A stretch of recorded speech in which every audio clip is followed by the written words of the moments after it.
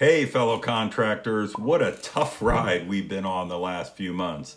I've been in the home improvement industry for 40 years, and I gotta tell you, even after going through the 1987 stock market crash and the 9/11 attack, this may be the worst.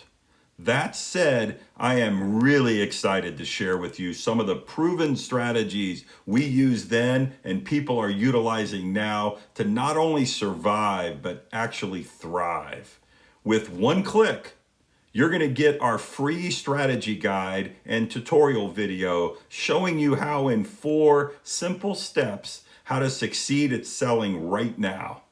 Now, it doesn't matter if you're selling roofs, windows, decks, siding, kitchens, baths, or any other home improvement products, this works.